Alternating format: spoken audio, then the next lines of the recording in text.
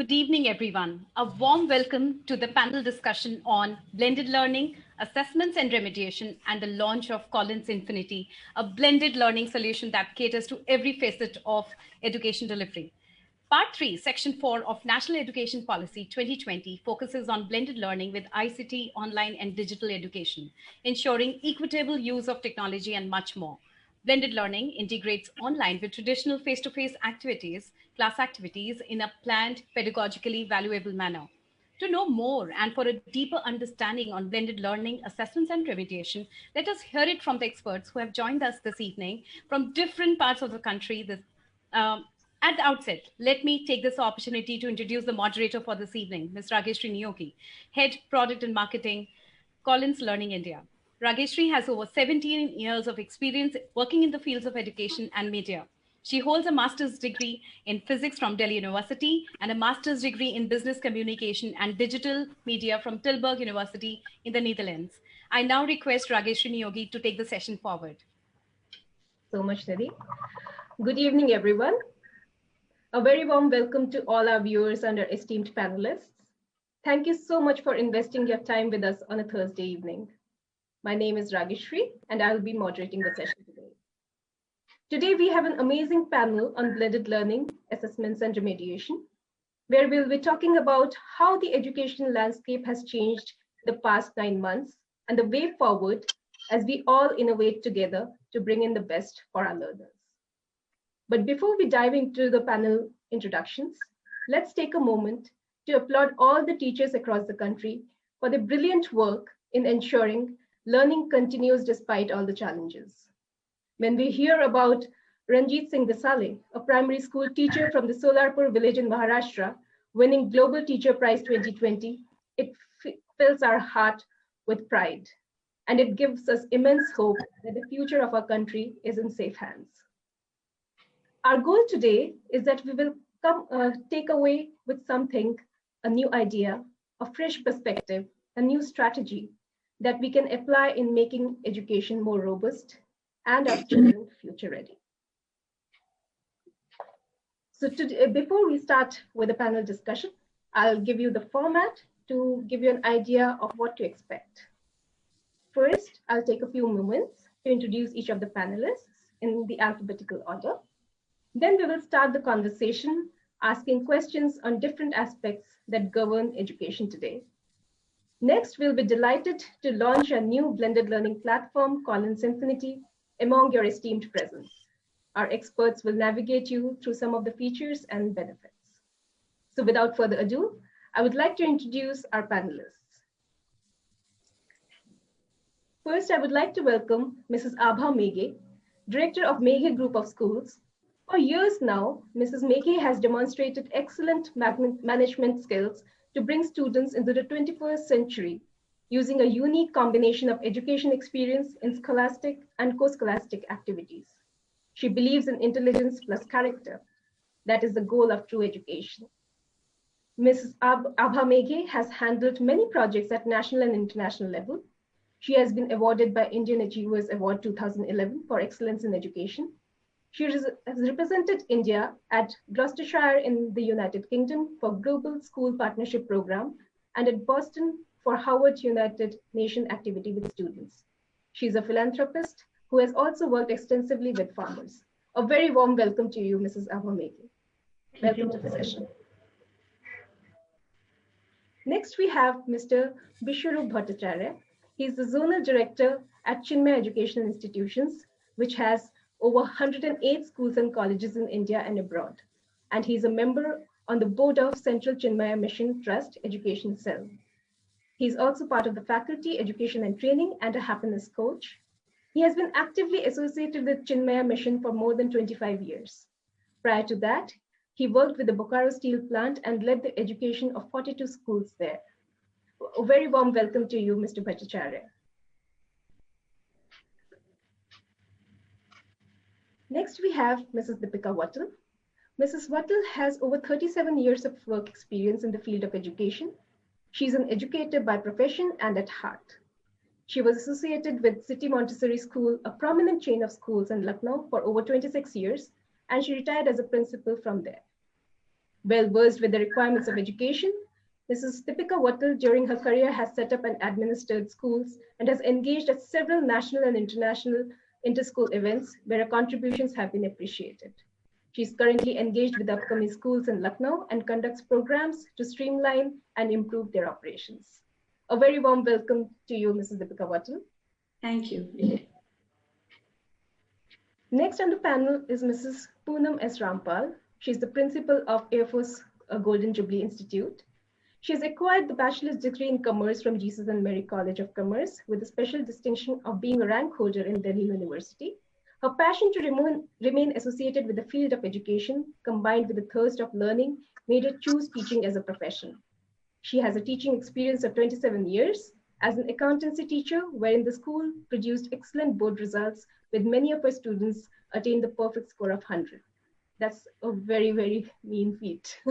As an administrator for the last 12 years, she's committed to taking the school to glorious heights and achieving excellence in all spheres of education.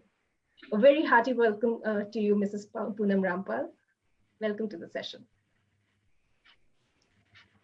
Next, we have Mrs. Pushpalata Purnan, the director and correspondent of Pushpalata Group of Schools. She assumed charge of Pushpalata Matriculation Higher Secondary School in the year 2003. She started Pushpalata Vidya Mandir Senior Secondary School, CBSE, in 2008, and Pushpalata British International School in 2012, affiliated to Cambridge International. Her social responsibility and commitment to inclusive education made her start Mitra, a center for autism children, in the year 2012. Pushpalata Group of Schools currently has over 5,500 students.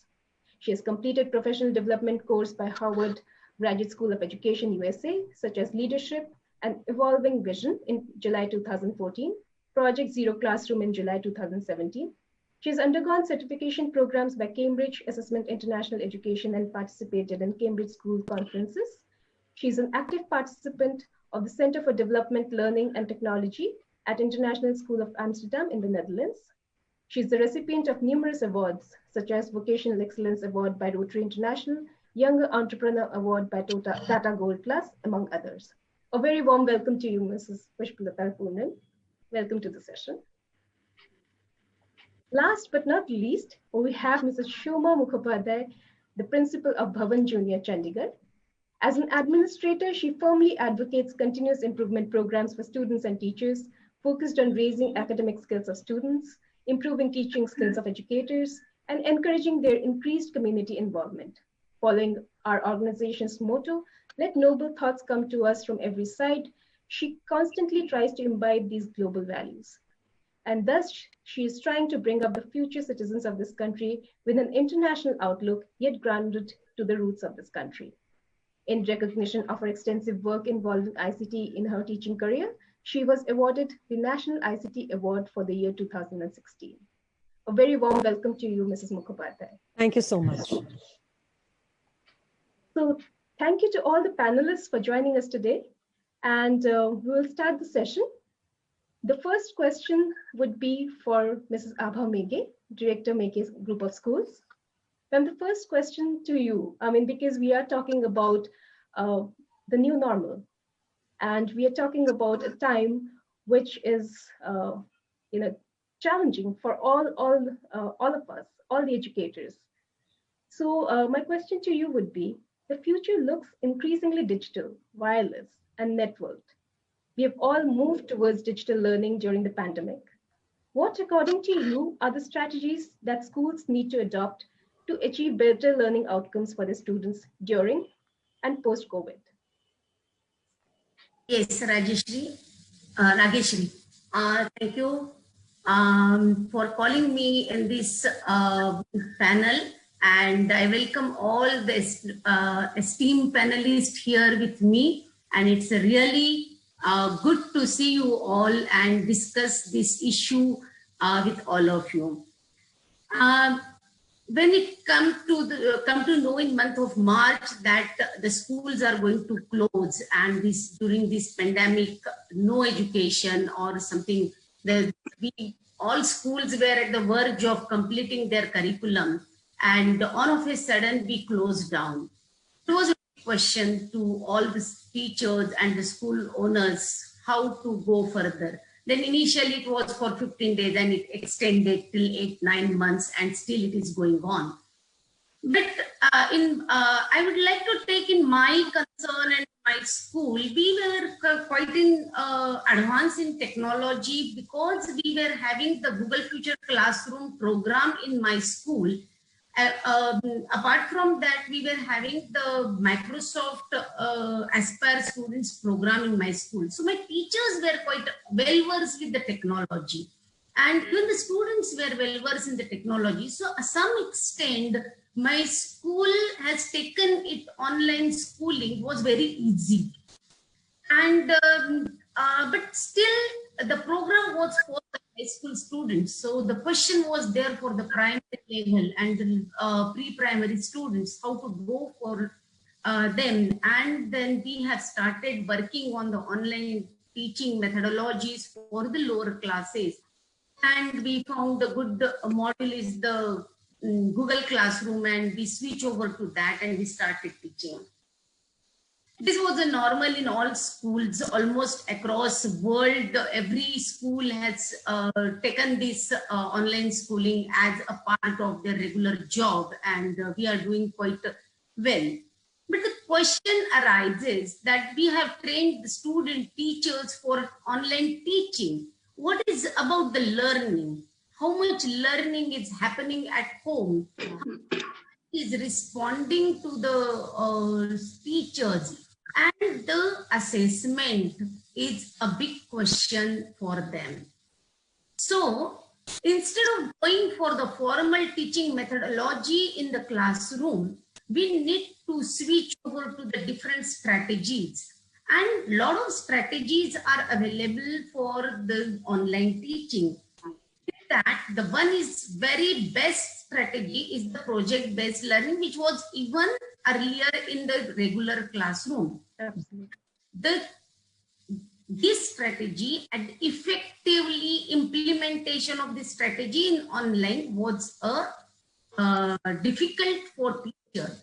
So for that, the small group activities we adopted, and which is very effective for this type of teaching. So the small group activity with the project-based learning was the one of the strategy which we have adopted, and it is really very effective for to assess students of their learning. The second is the flipped classroom, which is again a little unique, but it is completely based on assessment strategy. Okay. So what the child has learned and how effectively, Hindi में बोला जाता है कि पढ़ने से पढ़ाने वाला ज्यादा पढ़ता है. True. जब बच्चा पढ़ाता है, in a flipped learning, child is able to make the others understand what he has learned, right? So the flipped classroom is the best strategy to implement in the online classes and in online teaching. Coming to the for the lower classes, definitely the Google Forms are there, or the submission is very big issue in that level because they were unable. Now they are very smart students. The generation is very smart and they are easy activities. But initially it was difficult. So parents were helping them and they were doing the assessment and uploading activity for students, and teachers were teaching. But again, the question arises about how much students are responding to this activity. In a classroom, there is a turn-in rate we need to assess. So in turn-in, we come to know how many students have responded to the teacher. So that rate was very less. Again, we come to the small group activity and forcefully ask students to come in that particular small classrooms, and we have achieved that learning. We at least assess the students, really whatever teacher is teaching, whether it is reaching to the students or whether it is understood to the students or not. So these are the strategies which we have very effectively implemented in online classes. Coming to the post-COVID, because now in Maharashtra, the government has declared to start the 9 to 10 standard, 12 standard classes, and coming soon they will be asking even the lower classes to start, particularly 5th to 8th standard and all. So, but still we need to take care of all the things, particularly the timing of the school is being. Rajesh, can you tell me how much time you have allotted to me? Ma'am, 10 minutes. Okay, so I have to complete it in 10 minutes. So in that, particularly the students, when they'll come in the school, and in very short time we have to complete the complete syllabus, was it will be difficult for everybody in coming session and as well as in days also. So for these, virtual teaching, the online teaching will be a part of a regular offline as well as the blended blended teaching is required. So in that blended teaching, I have some strategies which will be very effective. One is I just want to give a self-paced classroom which we have started. The self-paced classroom, in that whatever child has a difficulty, he has to put his difficulty in a Google form to a particular teacher's classroom or the teacher's drive, where teacher can give a specific time for, after collection of all difficulties, teacher can give some time, and he or she will just explain the difficulty to the students. So the doubt clearing class, the self-paced, basically a doubt clearing class, by which we need not go for complete remediation, but we can clear their doubt and we can save the time. For students, also, the screen time can be saved and the child can time and he can clear his doubt. So the self-paced classroom. Inquiry-based learning is again the things. Just put the inquiry in the Google form or in the classroom, and teacher can solve that inquiry in the regular classes. So again, we are saving the time and we can teach the topic in a shorter duration. Then the assignments can be given online. So even in the post-COVID classes, the complete assignments can be given in the classroom, because this was practiced even before the COVID. When we were having the Google Classroom and Microsoft Aspire Students program, we were using these practices. The teacher used to give assignments and the worksheets through the classroom.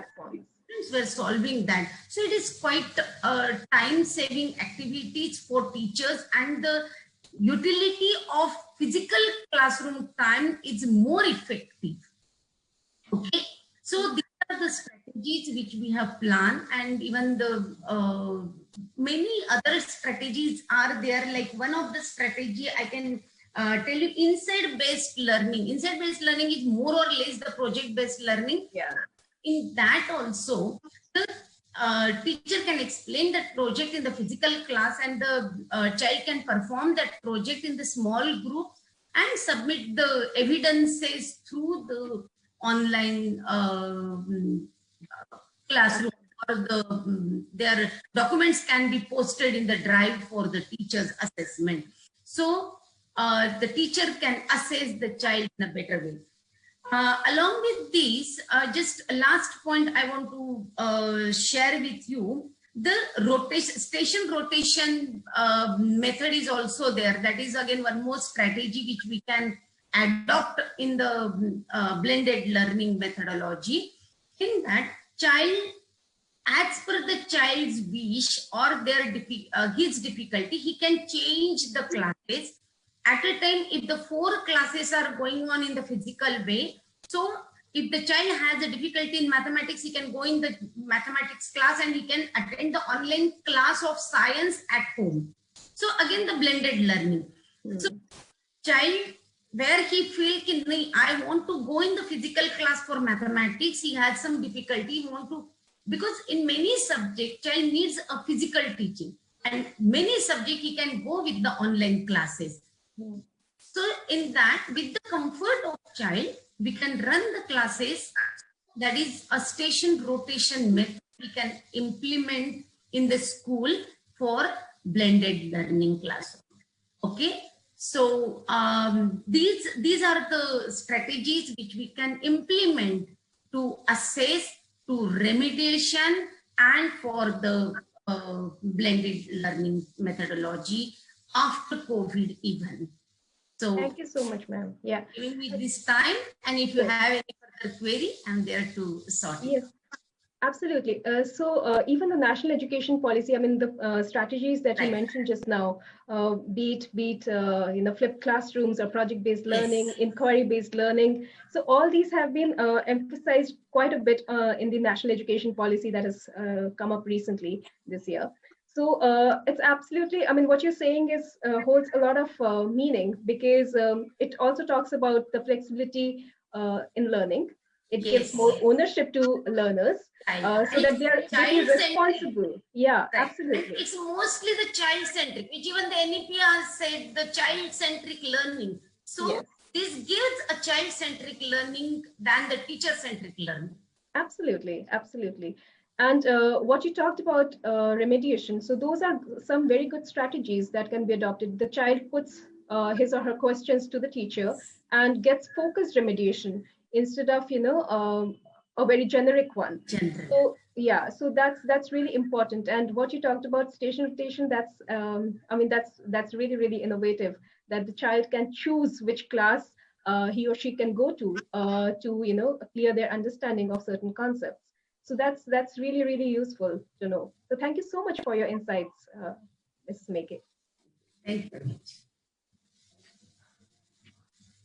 My next question is to Mr. Bisharu Mukhopadhyay, Zonal Director, East Zone and Abroad at Chinmay Education Institutions. So, I mean, you have been associated with education for so many years now. In the current scenario, we think that hybrid teaching seeks to end the divide between traditional and online instruction, but it's effective only when used properly. So how can we empower our teachers and students to benefit from blended learning and learning and teaching techniques? Thank you, Ragesh. Before I start, I invoke the blessings of my Gurudev. Om Shri Chinmaya Sadgurave Namah. So before coming to this discussion panel, I was searching the net, searching for what is there about blended learning or any type of anything of that type, and I found there are very few data on this. So I thought, let me share something which is different, which is my own thought. So I'll answer these two questions by two models, right? Absolutely. So before I present my first model, I would like to say that we all are thinking about different aspects of teachings. And so I thought, let us think about learning. So let us think about the whole thing learning centric than teaching centric, right? So how to empower learning? So that was a thought I had in my mind. So for that, I have a small model which I will project. I'd like to show you, and that from that model, I'd like to tell you how the learning takes place, the whole methodology, and thank you very much, and where the blended learning can be accommodated or fitted into this. So the learning process will basically say, suppose a student learn because they are ignorant about a subject or a topic, and the solution is knowledge of the subject, right? So this is a 3x3 matrix. So if you take the first row, then to complete the knowledge, basically 3 stages. First stage is, say, call it a study or listen. So call it Shruti. We call it Shruti, right? So in that, the student listen or study from the teachers, whatever are being taught, right? So in this phase, if you go to the Bloom's hierarchy, then we remember at the very bottom, it's a remembering, right? So either we have, so in that place, it's basically remembering takes place. The teachers, the students are the teachers' responsibility to ensure first thing that whatever they are teaching, they remembered properly, and then subsequently they understand what they are that is being taught. Now, after this part is over, then second part is, we call it yukti. In this, the student should reflect or on his own create his own logic, whether whatever I have listened, whatever I have understand, do I get it? The second question is, do I get it? And that question, that can be done logically by asking this question to himself, not by the logic of the teacher, neither the logic of the book. It's his or her own logic to understand, do I get it?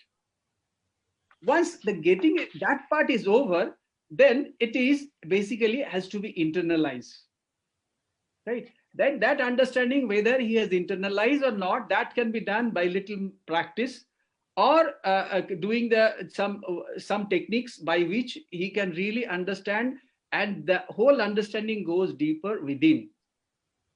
So you see, in this Shruti, Yukti, and Anubhuti, if these two take place, these are normally intellectual process.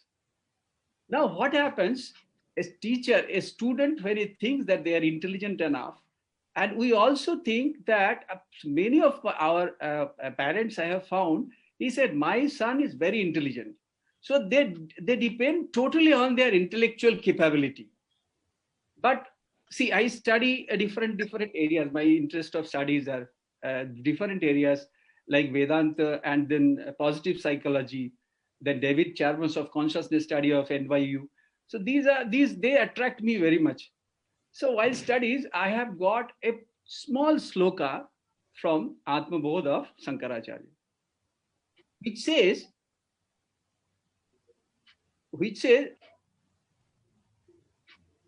Shuddho बुद्धि आत्म एव अवभासते.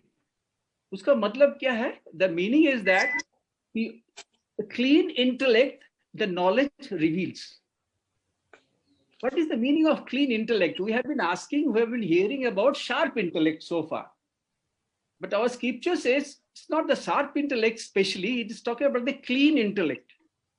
So what is the meaning of the clean intellect? Meaning of the clean intellect, when I studied various other documents, I found the clean intellect means the intellect plus calm mind. So the knowledge actually reveals in a combination of clean intellect and calm mind. So therefore, now you see what is the role of mind in this learning process. The role of mind is, the first thing is that mind has got two types of disturbance level, right? One is distraction of mind, and how the distraction mind can be solved by concentration or focusing of the mind. And how to do that focusing or concentration? By either doing pranayama or by doing the meditation for at least 10 minutes a day. Second problem of the mind is that the mind is full of either wrong impression or negative tendencies. And what I found is this negative tendency or the wrong impression can be solved by purer and positive mind. And this can be undertaken by unselfish act or practice of good values. So therefore, the whole learning process can take place. First of all, this Shruti, Yukti, Anubhuti, this is done by the classroom normally, and then you're doing some meditation pranayama to settle their concentration of the mind. And the Vivekananda also said the successful person and not so successful person, the difference is the level of concentration, right? And third part is this wrong impression, wrong old beliefs. So that is undertaken by unselfish act. I tell you, unselfish act to motivate the student should do unselfish act will take a lot of things, do a lot of things for them, and doing practicing of the good values. Now, coming to this, the whole concept taking to the blended learning is Suppose your first part is the knowledge, the learning part. In the learning part, it is possible that whatever we do in our school, so suppose a digital part, if you take the digital part, and so digital part, the content can be very well power packed content, the teacher can either design it on the video or can directly speak on the online classes. And through there, they take it, make it clear that the student's understanding is clear by that. Now you see that the Jukti part, the logical understanding part, can be done by the same, whatever, suppose you are creating a package for that, right? In that package, you open up a concept of FAQs. Right? Whether whatever the student has found, they have the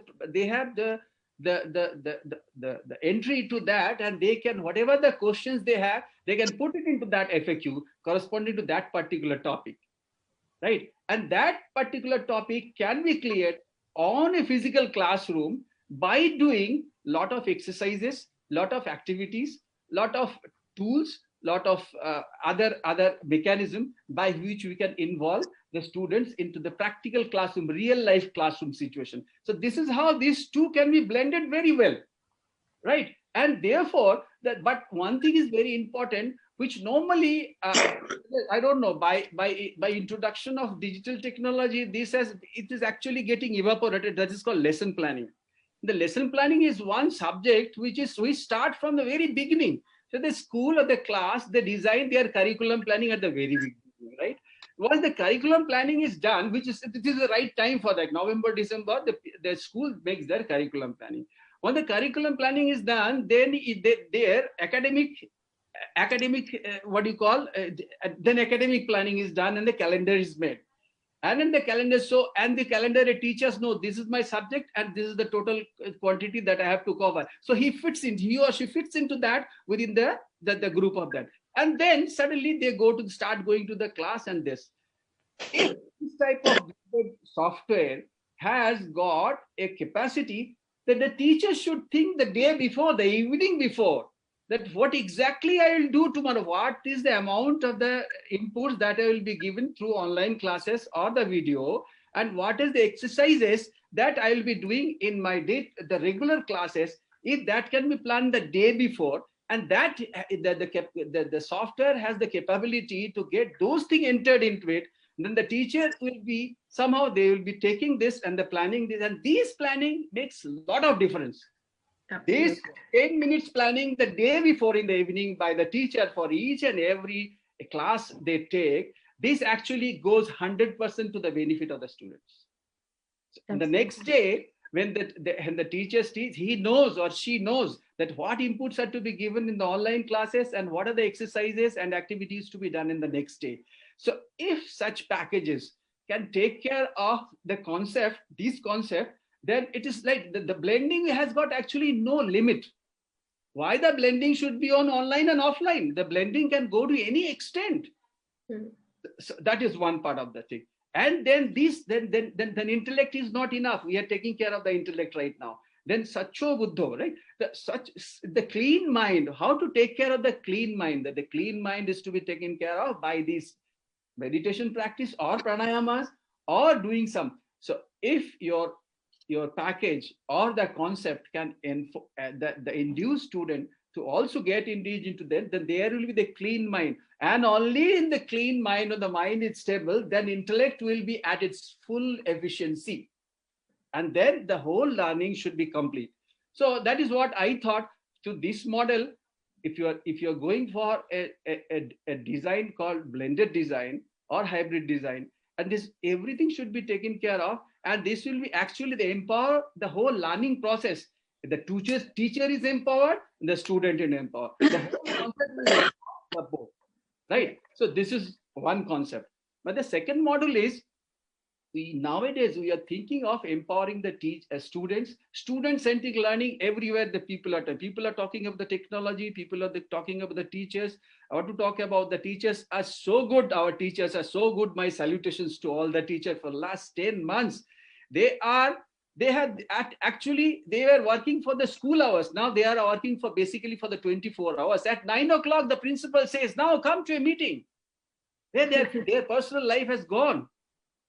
So I really salute to all the teaching fraternity. Lots of ups and downs we have found in the industries, but our teachers have ensured that at least the education is, the flag of education is kept high, and it's still going high. And they are so sure that yes, my child is ready to take the board examinations. This is the confidence level that our teachers, why and what to talk about their empowerment. They are already empowered. Now, Yes. the second point is the empowerment of teacher student we are talking, but we are not talking about the empowerment of the parents, right? Now you think about this is my second model, right? See, the parents, why I'm talking about the parents, most of the schools are grappling from the deposition of the fees, right? We are most of the schools, and some of the schools are at the verge of closing. So why? See, we know we have brought our child and our children. We say we have learned it very well. If we earn 1 rupee, then we will fill our stomach. We get the second rupee, we will ensure that our students take the education in the right school, in the good school. That is the philosophy of our society. When I have been brought up into that society also, and I think most of will agree with us. If we have got the second rupee to earn, then we will ensure that our students get the best education. So what happened to those parents? What happened to the parents of that, or with that kind of mindset? That means there is a gap. Because of pandemic situation, there is a gap that has been created. I don't deny that there are a lot of parents who are in a position, really in a very bad position, that their earning has gone down. I am not trying to target those parents, but I also know there, because I also run a school, right? So we also know there are a big set of parents who can give, but they are really confused what to do, right? So now we need to, maybe our responsibility to empower the parents. One of the examples I will give you, that how to empower the parents. Out of many examples we tried, I will give you one example through a concept of holistic development. Right? This is another, I think this concept you will like, because comparatively this is a new concept I have tried just now in my own school. So see, why we talk about holistic development, what holistic development is. I'll give you a very small idea about it, what I feel about it, what Chinmaya Vidyalaya feels about it, what is the concept, how they run the holistic development concept. So holistic development concept, first the student, right? A student have got 4 aspects: the body, the mind, the intellect, the spirit. Right? This is all contoured by the skin. This is the individual contoured by the skin. He has got, or she has got, body, mind, intellect, and the spirit. So first thing, you have to ensure that the student are aware of these 4 aspects, and they grow in all these aspects proportionately. That is the first thing, the first part of the holistic development. Now that it goes, the holistic concept goes beyond their individual. Now it goes to the society around, right? And the culture. So they know the culture of the family, they know the culture of the area they are situated, they know the culture of the state, they know the culture of the India, whole nation. Once they're aware of the second part, that calls that understanding the culture, Indian culture. So after they knowing their own self, they know the culture. So see that the increase, the perimeter of their holistic development increase. When they know themselves, they know the nation. Now it comes to the love for the nation, which we call a patriotism. So that has to be imbibed in each and every student as a third part of holistic development. They know themselves, they know the country, the society. Then comes the love for the country. There's a third part. When the love for the country, then they go beyond the country to know what's happening all around, what happens in the whole world. So that is called universal outlook. So this is the 7 concept. These are 7 different concepts together. When we club together, then we know that this is the holistic development. So this concept, so we said we teach our students, right? We ensure that our students grow with all this. And now with this, if the academic performance grows, then these students, after passing out of the school, wherever they go, they will fit into any of the situation they like. So the parents, we thought we will empower our parents. So we called our parents we discussed with our parents, we empowered them. We know that this is what we teach them in the school with every topic. This is how the whole scheme is designed. And then we have prepared rubrics for each and every person and given to the parents. And we have asked them to assess their child on these 7 parameters. How do you think that your child is developed in the physical, mental, intellectual, spiritual, Indian culture, patriotism, and universal outlook? So they have been trained and they have been told that this we teach, but this is your time now to give the marking of the parent. And now we clubbed it with the half-yearly result. So if you give the rating of your students, then only half-yearly result will be visible in front of you in the website or otherwise no. So they have now ranked their own child in this group. How they are grown in this 7 years. So this is how we have empowered. And I tell you, once they could know, they started asking, अच्छा आप लोग पढ़ाते हो तो आप ये सब चीज भी देखते हो, right? So once they know that these are the things, after that I tell you, the receipt of our tuition fees or fees have increased. Yeah, right? So, absolutely. So the 2 model I had to tell you. So, so that these are the things when you talk about blended learning, we talk about hybrid learning. Then if you include these things together into your the concept of hybrid learning, then probably the whole thing, the concept will be very useful for the teachers, for the parents, for the students, and the whole society who are the interested party also, who is trying to look at us, what the schools are doing. And when they know that, I think they will really agree to that. Thank you very much. Thank you so much for your insights. So you have touched upon really important points here. First it talks about holistic development of children. So that is something that, yes, I mean, education as such should be holistic, and it should not just focus on rote learning. That has been the trend in many of our, I mean, it has been a trend in our country. So we are trying to break away from that. And for that, yes, I mean, the 7 points that you mentioned, those can be the, rubrics. And parents should be aware of that, schools are imparting more than just the education for clearing exams. It's certainly more than that. So thank you so much for your insights. I'll move to the next question now. Thank you. Next question is for Mrs. Deepika Wattal, Principal of Hamilton Academy. Ma'am, the question to you is National Education Policy 2020 emphasizes on holistic assessments for the overall development of the students. This would also encourage students to move away from rote learning to competency-based learning. What are your views on such assessments, and how can these be implemented? We know that Mr. Mukhopadhyay spoke about holistic development of children, and we also wanted to understand about the assessment part of it. How do we integrate that into our curriculum? Thank you so much, the Collins Learning team, for asking me to come and give my views on the topic of assessments, which form the integral part of education process in our country. Before we get into understanding the requirements of the assessment process under the proposed policy, we need to understand some aspects of the present system. At the higher level, the initial education process under the current system is categorized as pre-primary, primary, secondary, and higher secondary. The standardized assessment comes in at the secondary stage, where the grade 10 and 12 board examinations form the primary basis of assessment. At this stage, the student usually chooses between streams of arts, sciences, and humanities.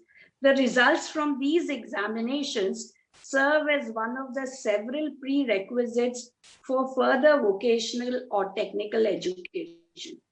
Due to these facts, this system, which was examination-oriented rather than course-based, the new changes have been brought about. Now, the government is shifting focus from rote learning to competency-based learning. Focus is on developing concepts rather than literary competence. The learner has the option to design their learning trajectories and programs and thereby choose their path in life according to their own talents and interests. The emphasis on conceptual understanding rather than rote learning and learning for exams on creativity and critical thinking to encourage logical decision making and innovation is the key aspect of the policy. Attempts are being made to dissolve the hard separation between arts and sciences, between co-curricular and extracurricular, between vocational and academic, to promote multidisciplinary, holistic education for a multidisciplinary world. The policy proposes a competency-based assessment framework. The assessments for concept and knowledge based on standardized criterion. The NEP recognizes the need to evaluate higher order skills such as analysis, critical thinking, conceptual clarity. The standardized assessments have been shifted to grades 3, 5, and 8 to divert the pressure from 10th and 12th. Rigorous assessment at key stages of transition from primary to middle school and then to senior will help the students to avoid carrying misconception and learning gaps till much later. This program will come out with redesigned report cards and redesigned evaluations. It will be a record of all-round activities during academic lifetime of the pupil. The government has also set up an assessment center, Parak, which will assess, review, and analyze the entire assessment process. This center will keep a severe check on all the assessments so that state-wise the students are at the same level. Now, to answer your particular question, how are we going to implement this system? I think the biggest factor that we have to look into is the design of the assessments. We need to come up with a testing process, and hence the assessments need to be created so as to test the conceptual clarity of the child rather than the mugging capacity. During these COVID times, we did conduct online 6 monthly examinations for our children in all the grades. So we decided, even if the child has the textbook open, it does not matter. He will have to think before he gives an answer in the paper. So we need to design these things in future so that children are able, we are prepared to take examinations online for them, plus test them so that holistically they are not only confined to the textbooks, they are able to answer and understand what they are learning. Design of the evaluation criteria will have to be made by subject experts and teachers who should formulate and discuss the softer aspects of the subject matter and focus on the application of the concept, and hence encourage creativity and problem solving. We have been often criticized for, creating children who have the rote learning capacity and are all the time, just mugging up and producing for the examination. The focus of the teacher should now shift on comprehensive evaluation of the student during the academic period rather than on the day-to-day of examination. A compilation of several such assessments should give a holistic picture of the all-round development of the child. That means we need to continuously assess the child's performance so that we are able to see if he is developing and not just assess at the end of the year or at the end of 6 months when we are able to take a half-yearly or a final exam. The parents, along with the institution, will play an important part during the initial years of the student, which sir has already talked about, because we can help them also. In school, we also tried this method of letting them assess the different qualities of their child and grading themselves. So we found that the parents took a lot of interest in this and were, quite confident and felt schools were really helping to see the all-round development of the children.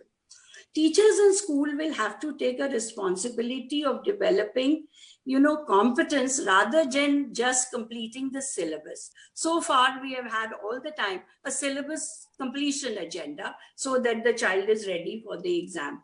So we need to train teachers to reorient and to bi-monthly take rounds of standard assessments to ensure each child will come up to the expected level of the class. With the emphasis now on blended learning, education is finally coming of age and the process of undergoing some revolutionary transformations. To meet the demands of changed education scenario, evaluation and assessments will have to be designed and updated to meet the requirements. I would like to conclude by saying you cannot test and evaluate today the same way you did yesterday and prepare students for tomorrow.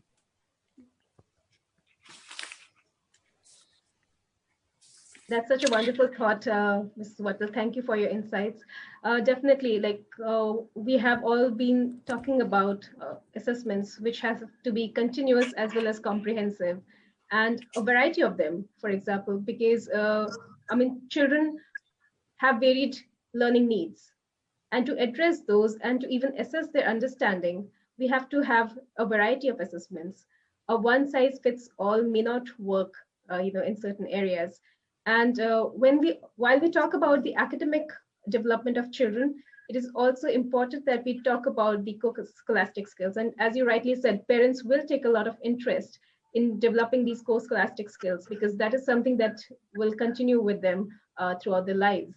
And when you talk about children being future ready, yes, we have to probably make that change consciously. And somewhere we are there, and a little more push and a little more training, I think, will help us reach that level. So thank you so much for your insights. And I'll now move on to our next panelist, Mrs. Poonam Rampal, Principal of Air Force School, Jubilee Institute. Ma'am, the question to you is, when we speak about student learning, how important is it to let students take ownership of their learning? How should teachers guide their students towards this? Good evening, one and all. Thank you, Team Collins, for bringing so many educators on the panel. This itself is a collaborative learning. This is the beginning where we are listening to the point of view of each educator, and we are able to collaborate with each other for the same reasons in our own schools. When we talk about today the education system, there are three main stakeholders. We have a parent, we have a teacher, and we have a student. I'm bringing them into the same hierarchy over here. And I have put parent, teacher in the middle, and the student at the bottom. Simply because student is the most pivotal person in this ladder that we are going to talk about. Before we talk about blended learning over here, the expectation of all the three and the role of all the three is changing dynamically. If I talk about today, the role of a teacher, the role of a teacher has suddenly changed from that of an information provider to just a facilitator. If I take 20 years back, the word of the teacher was the Bible word for the student. Today, that information provider, the teacher, is also the Google. On click of a button, you have plethora of information available to you. So the student is not looking in for the information. So the role of the teacher from the information provider has moved on to becoming a facilitator of channelizing them through a particular tunnel which they want them to. Coming to the parent, today's role of a parent is becomes so dynamic, they treat their child like one smartphone, which has so many applications. So they feel that my child should be good in studies, my child should be excellent in sports, my child should be a good singer, come a stage program, my child should be able to dance, come a sports day, my child should be participating. So the expectation of a parent is exactly like one smartphone, that my child is that smart child, where the complete package is available. Not realizing that child is also the genetic product of the parent who always was an average or a mediocre performer.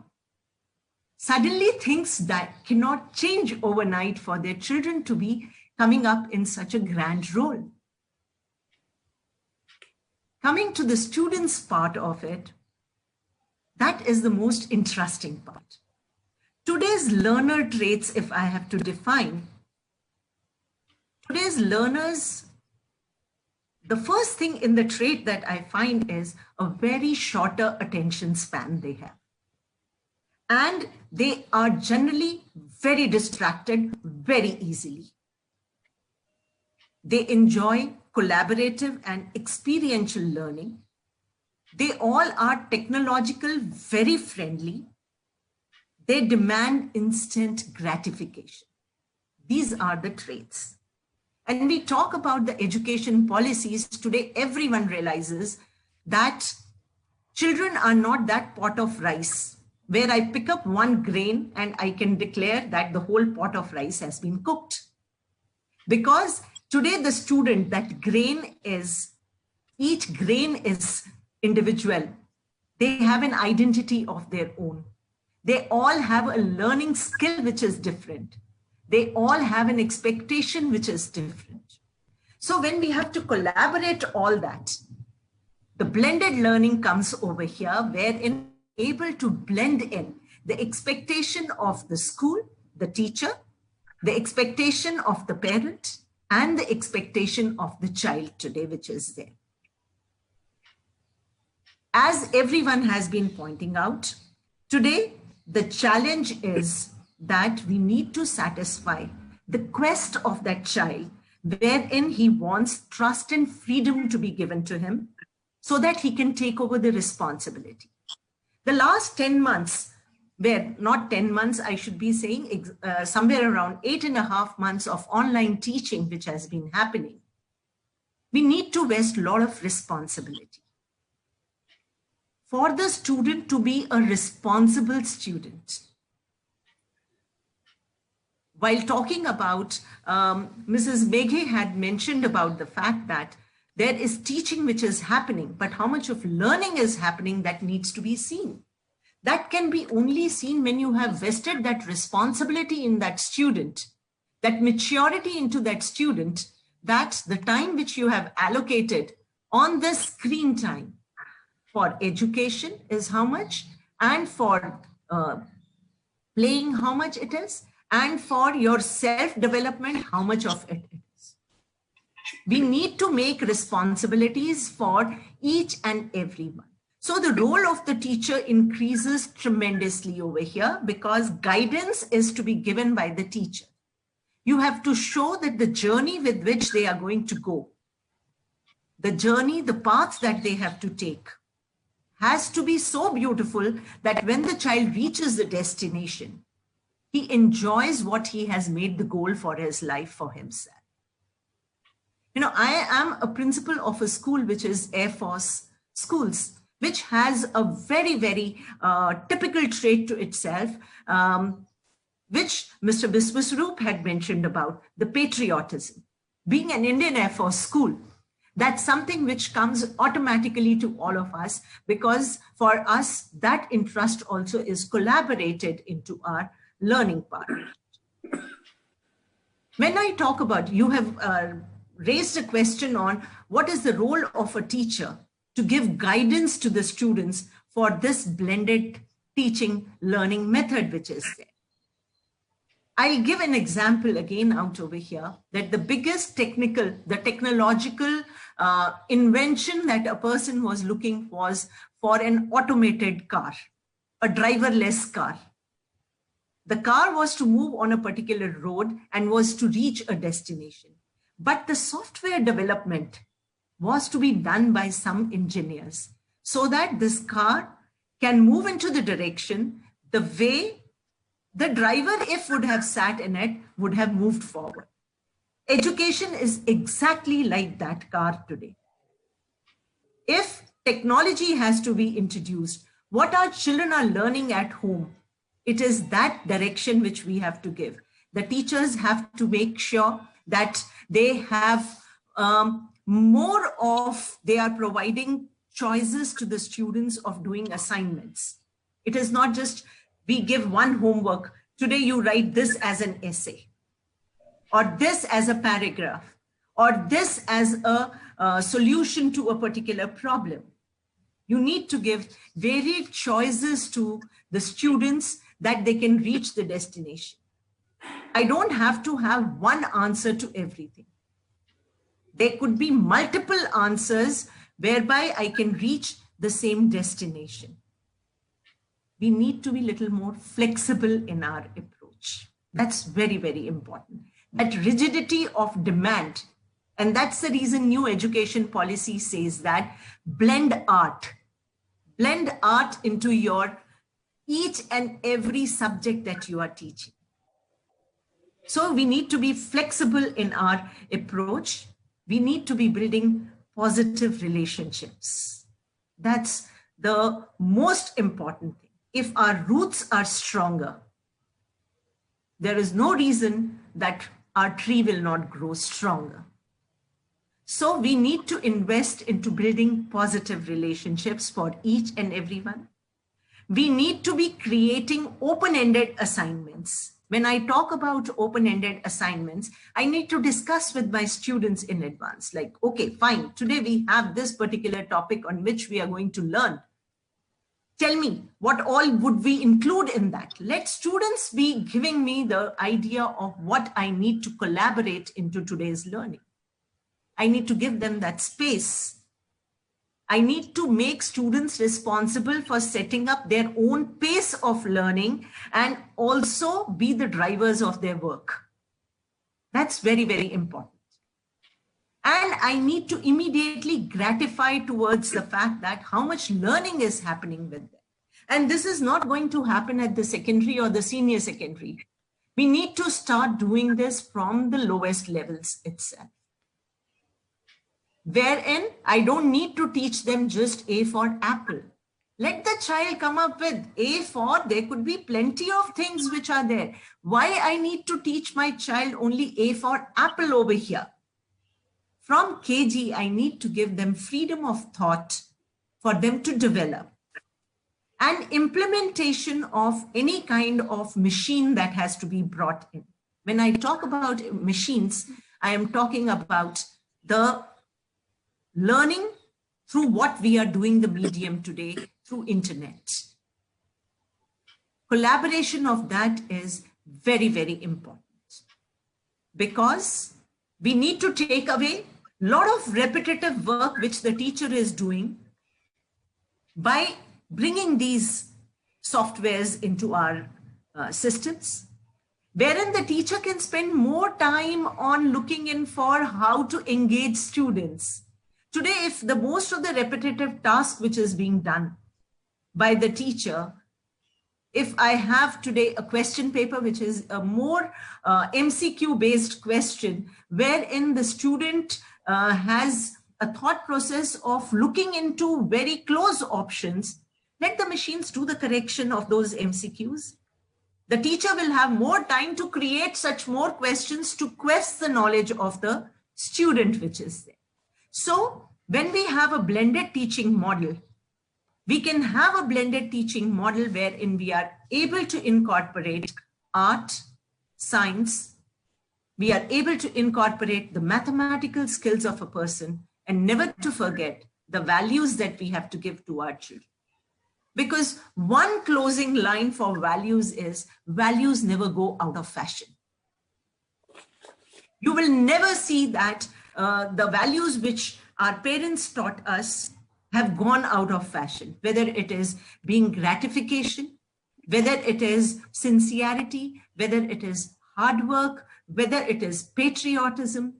They've not gone out of fashion. We need to only remind them. We need to package them into a different mold, which will solve the quest of today's child. So my closing line would be this only, that we need to collaborate, and that is what NEP has also done for us. It is only the way forward. Our aims are very clear. The scope of learning is very clear. Now is the time for implementation. And most of the time our plans fail when we don't implement them on the right way. So that's where we need to invest time as to how we implement and take our country forward, because today's student is going to be tomorrow's citizen who takes the world on their shoulders. Thank you. Jai Hind. Thank you so much, Mrs. Rampal. That was really wonderful to hear your views on, how we can encourage the students to take ownership of their own learning. And also, like, as you rightly said, we have to encourage them on how to think rather than what to think. We should give them that flexibility. So very rightly said, and one size doesn't fit everyone. So we have to have that flexibility in our teaching methodologies, so that we can cater to the different learning needs that children have today. And very rightly said, if Google can never replace a teacher, right? Because the teacher's importance is, as you rightly said, it's the guidance that they offer to students, the way, they have to navigate their thinking, they have to lead them, the lifelong learning that has to happen. So that begins with the teacher. And so it's just a way forward for all the teaching fraternity and the students together, and the involvement of parents, obviously, because, and one thing during the pandemic that we have all seen, that there's a growing interest among parents in the child's learning, because they're watching them very, very closely from their homes. So probably they understand how much hard work is going into imparting this learning to students and the children. So I think the right direction would be to continue with this blended learning in different forms. And as you rightly said, some things which can be automated will have to be automated, so that the teacher has enough time to innovate, to think differently, and create different learning journeys for the children. So thank you so much for your insights. Next, I would invite Mrs. Pushpalata Purnan, Director of Pushpalata Group of Schools, to talk about one very important aspect of imparting education, which is remediation. Ma'am, the question to you is, what kind of remediation would you advise educators to undertake to help students achieve expected competencies in core academic skills? Good evening. I would like to thank Collins for inviting me to be part of this panel discussion. As the speakers before me spoke, it's a wonderful platform. It's actually doing everything that we're just speaking of. We're using technology, but we are talking tradition. We are talking the values which education stands for, the timeless values. Sir spoke about the wisdom of our Vedanta. So I think Collins has brought us all together on a platform, and whatever we are speaking about is actually happening here as well. I greet the eminent panelists who have spoken before me, and Soma ma'am, who's yet to speak, and all the educators who are watching.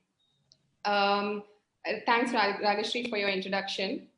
See, when we talk about remediation for children, it can be seen in two parts. Like, I'll speak from my experience, and I'll also speak what research, evidence-based research says on remediation. Because as Sir was saying, Initially, I prepared my speech. I mean, I was thinking about what I should say from my experience, and I thought maybe I should look up the internet to see if there is anything that I would find interesting to share, and I did find a couple of things. So when remediation can either be done in small groups or it can be done as a whole class also, depending on the context. And the most important thing when we look for remediation is we need to find the reason why the student we think needs remediation.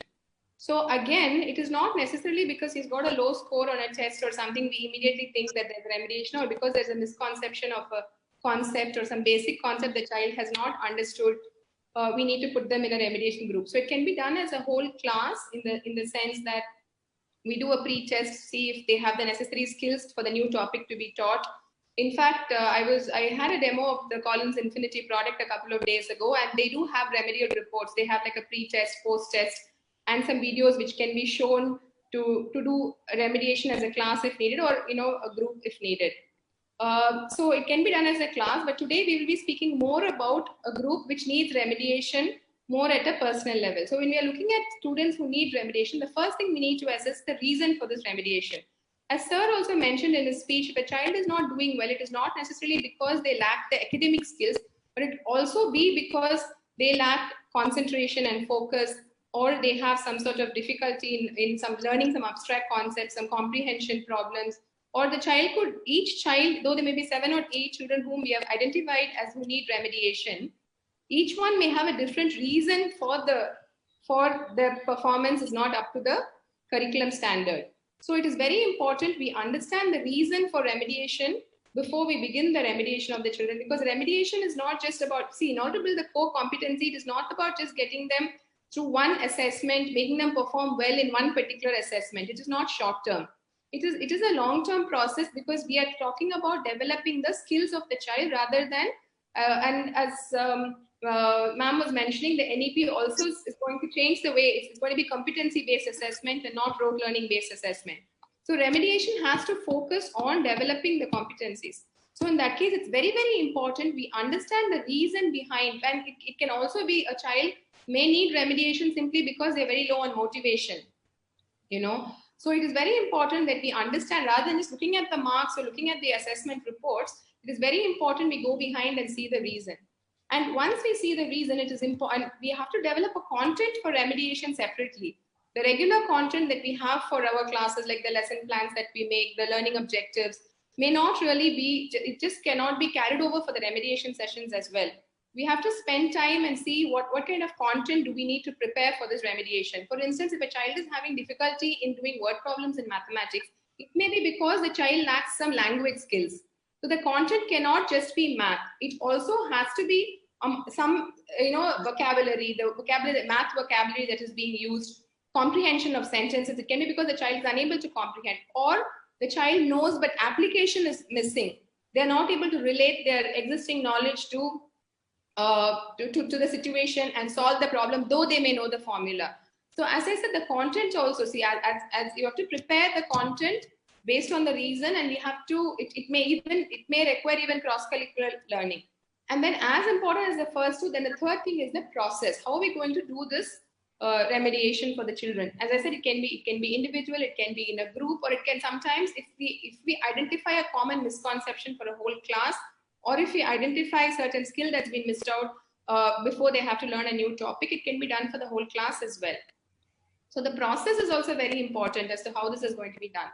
And as I was saying, one another very important thing when we talk about remediation, and a couple of speakers who spoke before me also mentioned this, the mindset of the child. So the children have to feel empowered. They have to feel that they have the power to change the trajectory of their learning. That's very, very important in remediation. So we have to give them a growth mindset, when we say that we have to encourage them. See, as educators or as teachers, we are good at certain aspects of our job. For instance, you may be able to create different kinds of assessment to check for understanding. They may be very good at creating a curriculum design. But whereas if you tell the teacher to prepare a Microsoft Excel sheet and analyze the marks and do a presentation, or to train a child for a competitive exam, the teacher may not be some teachers, it depends, some may be good at this. Similarly, we have to, when we are talking about remediation, we need to understand the child as a whole and understand areas in which they are good at also. So because every child brings something into the classroom. So it's very, very important, though they may fall into the remediation category for whatever the reason may be. As I said, they may lack just one. It may be a short-term remediation or long-term remediation. We need to understand the strengths of the child while we focus on the areas which the child needs help with. Often I have seen that when we talk about remediation, so the PE period gets done away with, or the art period gets done away with for remediation classes. I would definitely not recommend that. See, because these children may be good at something. So, we have to ensure that they don't compromise on any of their regular routine work when they come for their remediations. And as I was saying, when I was looking up, they say certain aspects improve remediation or improve the results which it can bring. One is the learning environment. See, where are we going to do this? That is the classroom design, the resources, how is the wall put up? Suppose if it's a English remediation, do we have vocabulary put up on the walls? The learning environment is very important. Ma'am, dal diya.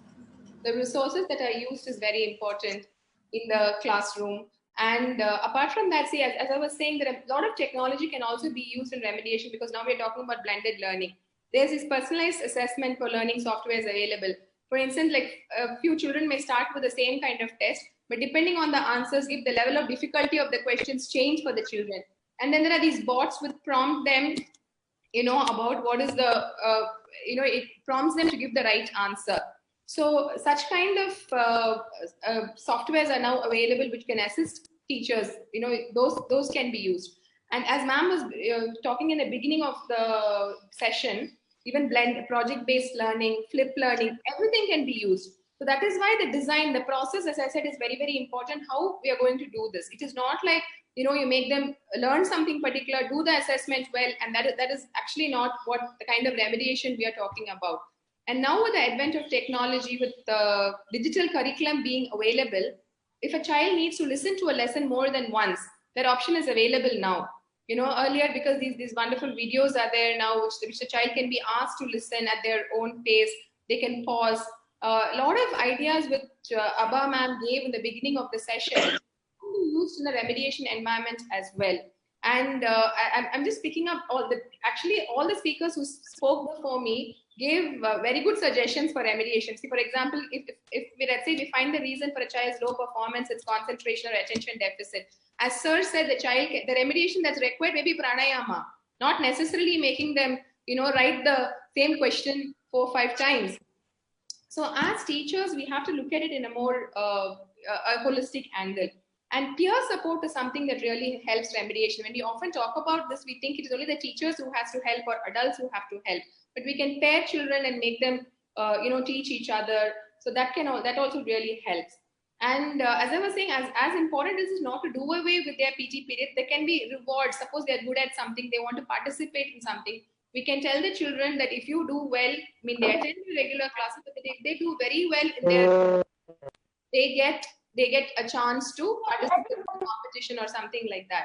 So it is very, very important that this remediation is not taken as a standalone thing, but rather it is blended into the regular scheme of things. See, differentiated worksheets can be given for the entire class. When we're giving a worksheet for the entire class, not the same worksheet need not be given to the class. Like depending on each child's learning ability, worksheets can be given.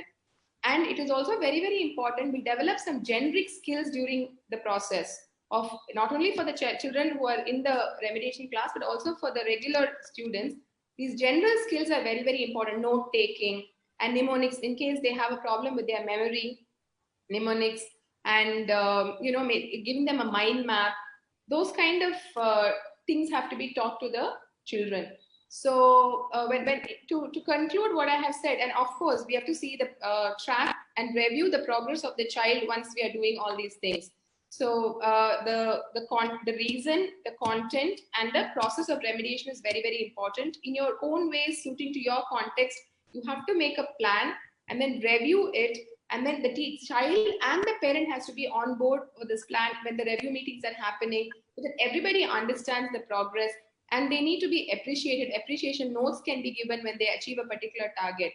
So it is up to the teacher. Sometimes it's the same teacher, the subject teacher, who is giving the remedial, or it can be sometimes school assigned different teachers. But whatever it is, we have to ensure that the social emotional learning aspect of the child the whole all around, as I said, the growth mindset of a child should not be compromised with. It should be an encouraging environment, rather than the child should never feel that remediation is something that something is lacking in them because they are doing the remediation process. It should be like skill enrichment, it can be called, rather. I would feel that I would say a better word for remediation is skill enrichment, because we all have skills we are not good at, as I said. So why always try to remedy what we don't have? And then also we should promote the children's skills. So I once again thank everyone for your patient listening. I hope my suggestions were useful.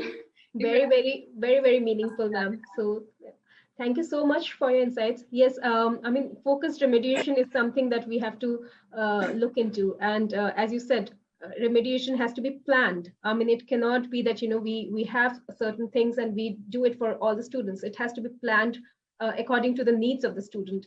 I mean, like you said, the reasons for, could be lack of concentration or lack of motivation or some personal issues, something. I mean, the teacher is the best guide in this, and he or she has to find out.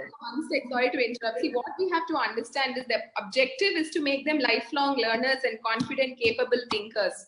The objective of this is to get them past a test or an assessment around the corner. Absolutely, absolutely. That's what I would like to say. Absolutely. So the environment is very, very important, and the encouragement is very, very important that they continue on this path of learning too. So thank you so much, ma'am, for your insights.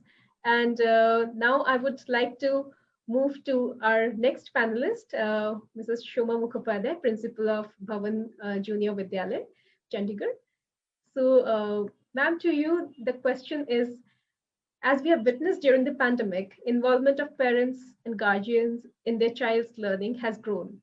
How would you suggest parents and teachers collaborate to get the best learning outcome for the child? I know we have spoken about it to some extent. Yeah.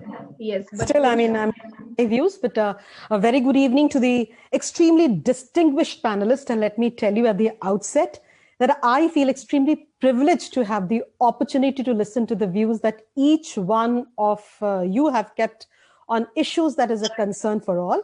And I will definitely share the takeaways with my own team. Now, coming to the question about the involvement of parents and guardians in the child's learning, due to the rapid shift to online learning forced by the COVID-19 pandemic, as we all know, has indeed grown manifold. The importance of parent involvement in academic outcomes have never been in question, but now this is of more significance.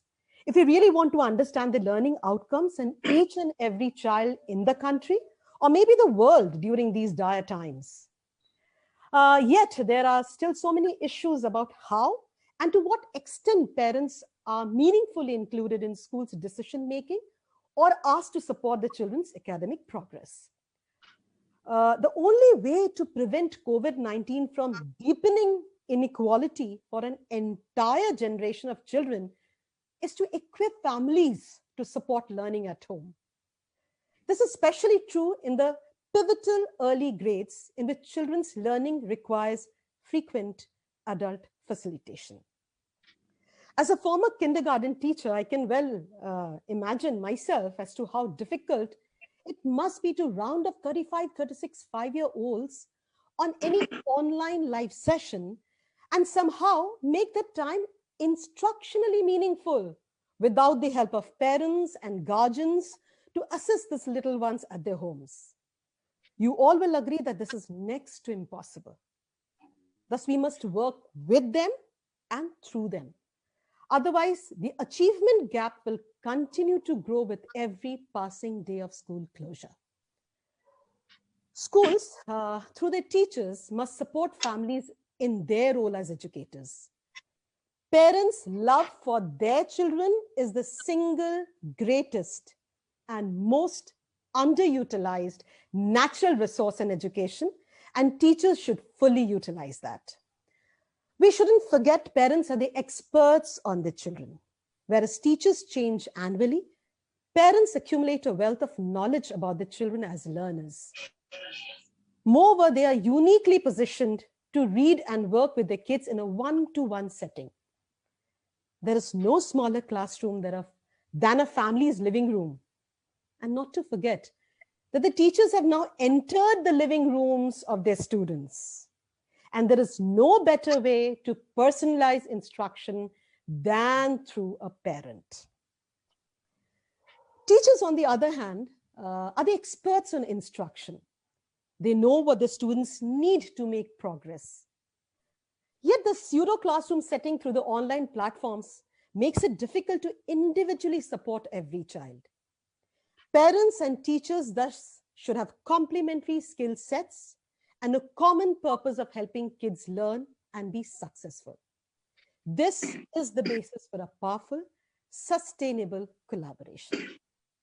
Another thing that we need to keep in mind is that every child does not come from affluent backgrounds, and every parent may not be equipped to help the child in the teaching learning process, except of being a provider at times. And not to forget the digital divide. Does the school and the teachers need to get in touch with 100% of our families, make sure they have everything they need for their children to learn, and give families whatever support they need, or this is just not going to work? A few weeks back, I was going through an article where they shared few important learning outcomes that we as teachers and even parents should work for in these abnormal times. I would really like to share those with you all. During this unprecedented school closure, when the children are spending most of the time with their parents and guardians, we need to stop stressing on the academic learning outcomes only. Rather, we need to make the parents understand that this is the time to make the children develop a growth or innovative mindset. As ma'am mentioned, this will help motivate children to learn and develop new skills during this time, and also help them view the situation as an opportunity to solve problems and invent new things. This is the right time to teach children to develop empathy. This is also the perfect situation to teach them to be resourceful. We have all had to miss out on activities we like doing and make do without all of the material possessions we are used to having easy access to. What if our children are taught to being resourceful? Is there another way to do a favorite activity without leaving the house, etc.? This is a great time to teach the children to be creative, to be dreaming up amazing characters, writing stories, making music, design masterpieces, or creating exciting short films. It is also the right time to help them become critical thinkers. With so much of fake news and deluge of information and media attention, we need to teach the children to think for themselves and form opinions. What better time to teach the children to develop resilience and persistence? This is the time when they should be learning new skills like cooking, gardening, and many other do-it-yourself projects. With plenty of time to practice, our children can make mistakes, challenge themselves, and keep trying until they master new skills. And that's what the NEP also talks about. The world over, most of the children are not able to physically attend school. But if we are safe and well, we also have a lot to feel grateful for. What if we teach our children the feeling of gratitude during this time? Help them identify the important people in their lives. Parents can be asked to make them understand the role that teachers play in their lives. How can they show these people that they appreciate the things they do for them? Thus, keeping the above few points in mind, and of course the academic outcome, learning outcomes, the teachers should have ice-breaking activities planned for the parents. Regular PTMs and special PTMs if necessary at this time really helps. This will not only help the parents to understand that you care, but also give them the confidence that help is just a call away. They will collaborate exactly the way you wish them to. Beyond the electronic connection, we need to connect emotionally, especially in times of anxiety and uncertainty.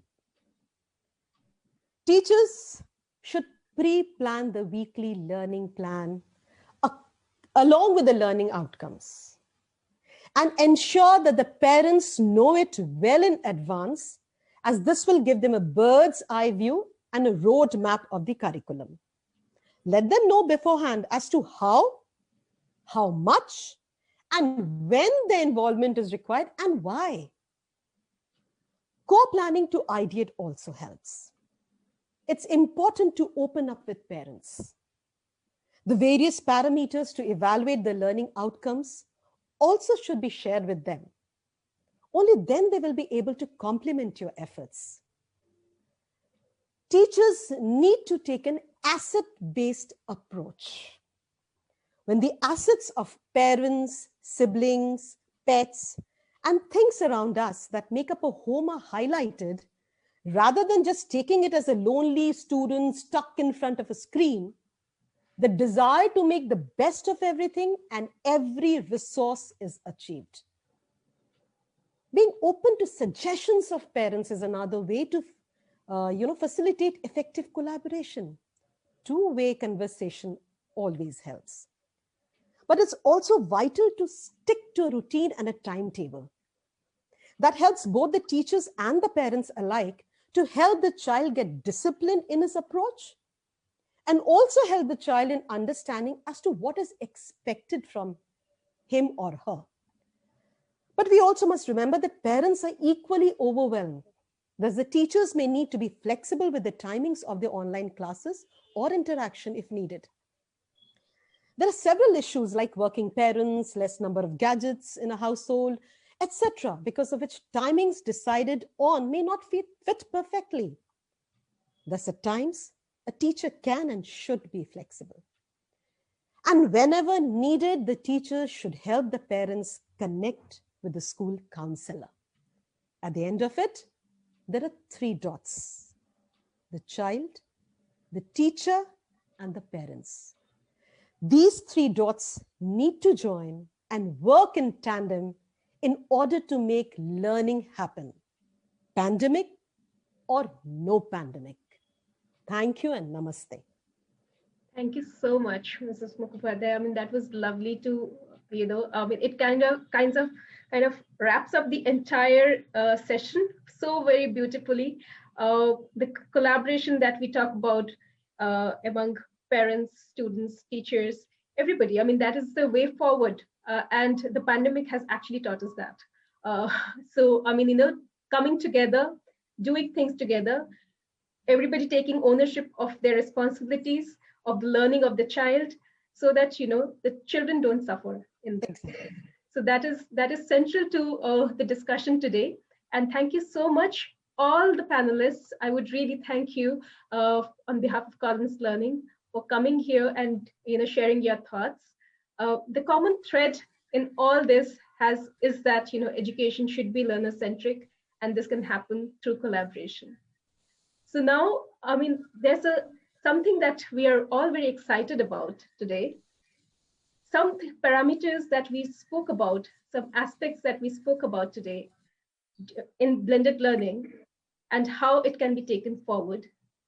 It comes beautifully in terms of a product that has been produced with a lot of passion, care, and keeping the child at the center of learning. I'm so happy to announce the launch of our blended learning solution for schools, that is Collins Infinity. Pushpalata ma'am said she has already had a look at the platform. Thank you, ma'am, for taking out the time. Collins Infinity is a platform that brings the best of content and technology. And without further ado, I would like to show a small video, if you could all join us in the launch of this product today.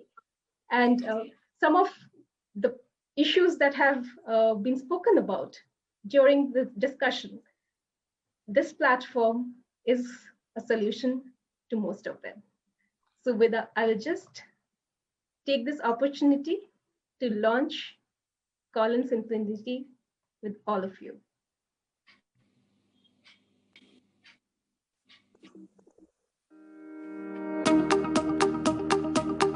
Collins Infinity. Let's reimagine education together.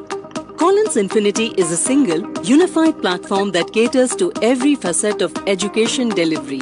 Designed with an intuitive and fully responsive state-of-the-art interface, Collins Infinity brings the best of content and technology to create a holistic teaching and learning experience that goes beyond the traditional learning management system.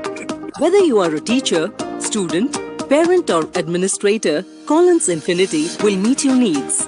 Collins Infinity facilitates better learning outcomes for students, extensive performance and progress reports for parents, enhanced teaching experience for educators, and sharper insights for school administrators.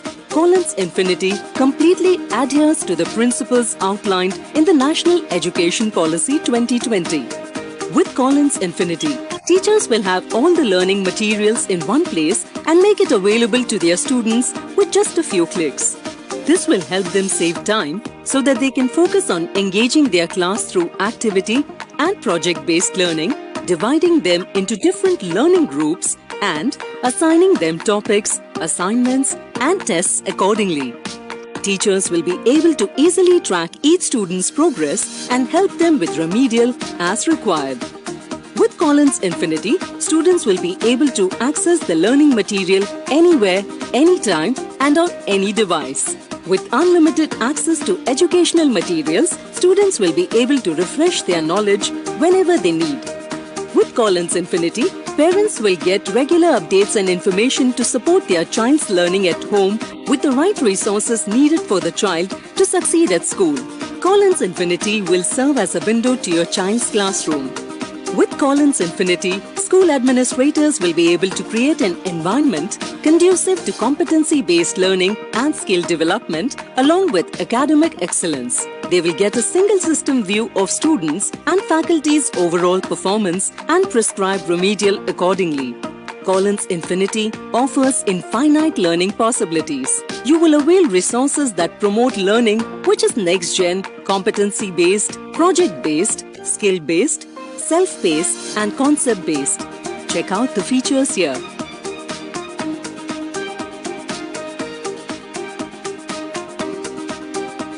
Prepared teachers, engaged students, informed parents and a strong support network are key to achieving overall academic excellence. With Collins Infinity, experience learning the way it should be. To book a demo and for other queries, write to Collins Infinity at harpercollins.co.in or contact your local Collins representative. Collins Infinity. Let's reimagine education together. I hope you enjoyed the product. It's a complete blended learning solution for schools, and we are really proud to present it, in front of you today. And to discuss a little bit about the features of this product, I would like to invite Mr. John Bose, who heads the digital at Collins Learning, and Mrs. Sheba Matthew John, publisher of Collins Learning. So welcome, John, to the session, and welcome, Sheba. Hi. Thank you so much. So, now that we have officially launched the product, John, I have a couple of questions for you. So that, all our esteemed panelists and the viewers are aware of what Collins Infinity, comprises. So as we have spoken so much about blended learning and how it has become the new normal, would you please, tell us a little about Collins Infinity, how it would support the blended, suppose as a blended learning solution for schools? Sure, Abhishek. Thank you so much. And I'd like to welcome everyone here. It's listening to you has really it brings back a lot of memories. It brings back a lot of school. I have a daughter who is in class 1, and she has with the pandemic, it's been as a lot of you said, it's parents have actually started becoming a lot more hands-on with students. I actually, on a day-to-day basis, my respect for teachers has skyrocketed, because managing I'm sure in a classroom where the physical presence of a teacher would be more, a calming or a restrictive, I won't even say restrictive, but keeps the students in order. In an online and virtual classroom, it is mayhem. And the peace and quiet and order that that a teacher brings is, it's quite something. So thank you, all of you, for being here today. Blended learning, Rageshri, I would say, online blended learning is the new normal. There, initially, is my video? No, on? your video is off, John. It's off now. Yeah, I'm so sorry. Just a moment, please.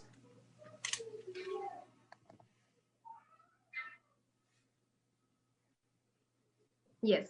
Yes. Am I back? Thank you. Yes, you're back. Okay, so I'd say that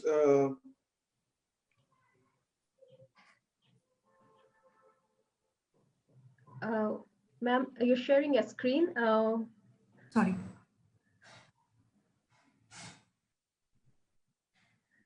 Yes, John. I would say yes. I would say that online blended learning is the new normal. I've been working in education technology for more than a decade now, and initially there was always a pushback to technological advancement or the use of technology in the teaching learning process. But these difficult times have forced us to not only embrace technology as a means to reach out to each other, but also I would say you could say it's our new virtual best friend, because it's where everything is happening right now.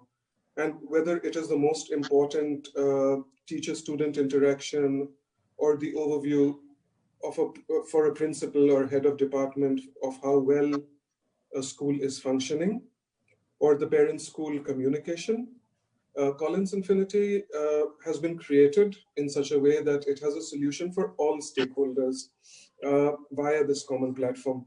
It is user-friendly. I'm sorry, but I'm going to stress user-friendly throughout the time that I'm talking, because an LMS by definition, a learning management system, integrates a lot of features, it integrates a lot of functionalities. And at times it can be a little daunting when you come to a dashboard and you see such a huge number of buttons and options and, okay, what do I do now? What do I not do? How do I proceed? It takes away from actually the work that a teacher or a student or even an administrator in a school has come to do. So it's a little daunting. So the reason we have worked on Collins Infinity as a platform that is user-friendly is because we want, when a stakeholder comes to a page, they should right there see everything that is required for them to see. They should have all the options at hand. They should not at any point of time go searching for what they want to do, because that's a waste of time. And it also takes away from the efficacy of that efficiency and efficacy. So Collins Infinity brings together all the internal and external stakeholders. Everybody has a dashboard. Everybody gets all the requisite information in a clear, unambiguous view. For the school, it is our stakeholders. We are talking about the principals. We are talking about heads of department. We are talking about class and subject teachers. Then there is the student and the parent, which now more than ever before are going hand in hand, because in a lot of cases, parents are attending classes with the students. They have more access to what the teacher is doing. So there's a lot more of interactivity, I can say, between all these stakeholders. And for us as the publisher, it gives us a lot of insight into how, since technology is being used at such a high level of at such a high level. So it gives us a lot of insight into this. So for all the different stakeholders, the school, the student, the parent, the publisher, Collins Infinity integrates all the teaching, learning components of education into a single user platform. I will, in due course, also show you the platform itself. The platform combines technology and content. So at the heart of it is very strong content. In Collins Infinity, we have introduced we are starting with classes 3 to 5, and all our core subjects are included in this, and they are from the selection have been curated from our best-selling series. So for each subject from the series that has done the best, has been acclaimed, or the feedback that we've got from our external stakeholders that it works. So we've included those. Great. Thank you, John. So my next question again to you would be, like you talked about the features and what it entails for the different stakeholders. Would you like to show something, to Sure. all the I can do that. Viewers here, so that they can have an understanding of what we just said? Yes, please. I'd like to do that.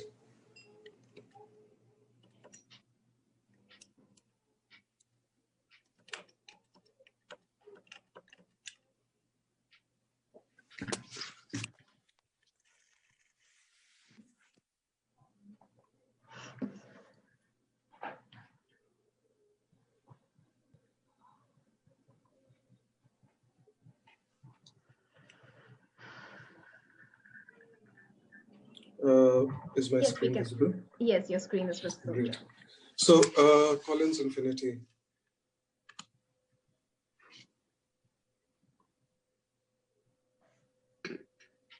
And okay. So I'll take you through a few of those screenshots for different stakeholders. We'll start with teachers. So when I say it's a comprehensive solution, now this is a teacher dashboard. Now, at the very outside, you can see that anything that a teacher might want to do is visible right at the outset. We've even, a teacher can choose their class and subject, and these links update automatically. You have quick links right at the beginning where a teacher can revisit the last lesson he or she taught, start a new lesson, go to the calendar or planner to see what's upcoming and what is planned, or to add something new to the calendar. They can manage their assignments from here. There are, then we have teaching related and student related. So teaching related, the subjects that the teacher is tagged to, the chapters and topics within the subject for that grade, lesson planners, digital assets, the ability to manage contents, a library of resources for the teacher, assessments, and student related, the management, the teacher can manage the class that she is tagged to.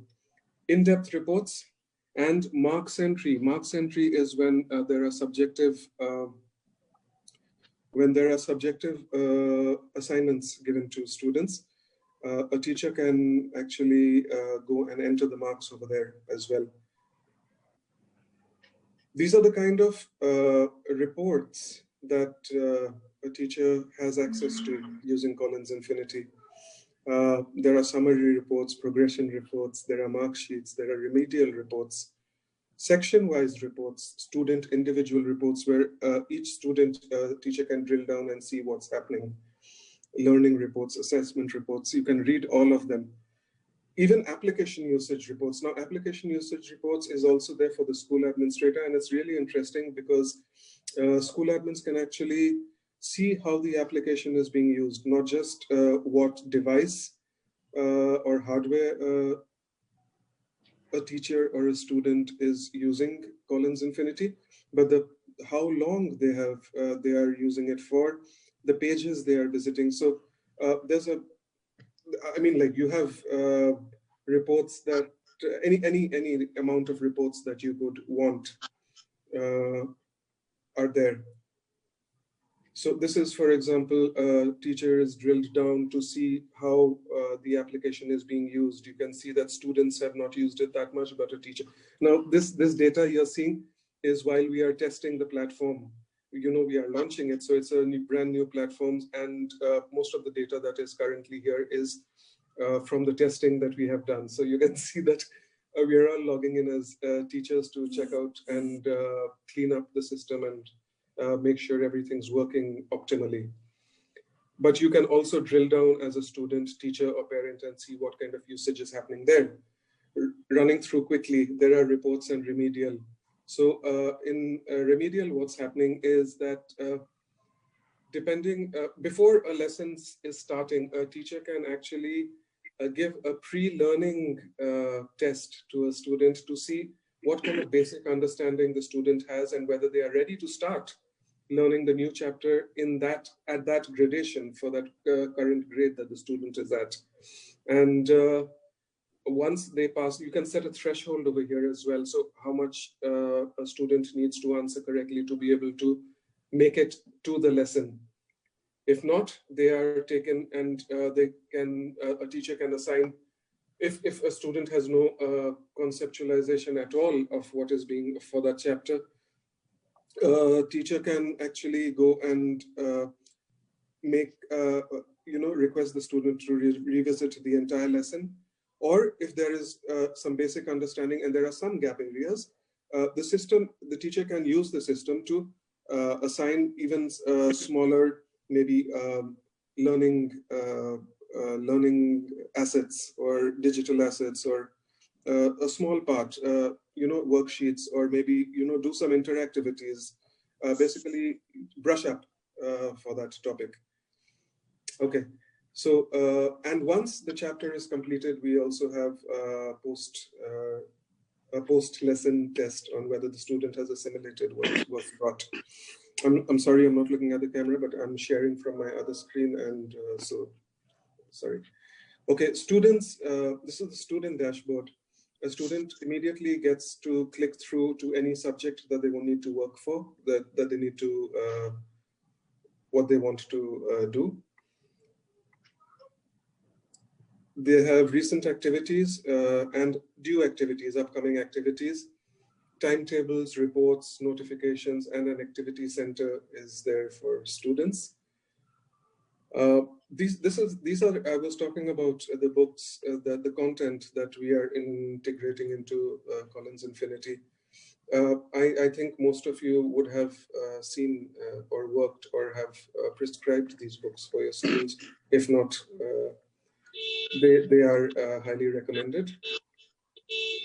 That was this is the print resources, which are included in the platform. And then you have digital resources, where you have interactivities, you have videos, you have worksheets, you have any amount of digital assets which are there for a student to be able to learn. And not just that, we've included things like 3D models where, for example, the structure of a heart, there's a 3D model that you can actually rotate, zoom into, it's labeled, and there's a voice which talks about it. So there are 3D models for any amount of things that we have included in the platform. We have things like line drawings. For example, like as we move, a student needs to draw a cross section of something, or they need to, draw a diagram. So how is it done? So you have videos of line drawings, which takes the student through step-by-steps of how to draw the things that they need to. So we have a lot of digital content, digital resources to help the student, not just, and this is apart from what the teacher is assigning or allocating to a student. This is also, these are things that a student can do on their own. So if they're proactive about it, and a parent can also help because it's there on the student dashboard, and a parent can guide and help as well. As Shoma ma'am said, parents,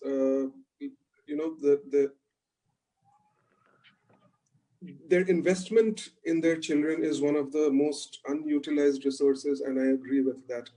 And this pandemic has actually brought that, closed that divide, which might have been greater earlier. Parents, for it now, not just do they work with their students hand in hand, but also they can see detailed reports using Infinity, performance reports for their children. There are any amount of reports that you can get also as a parent.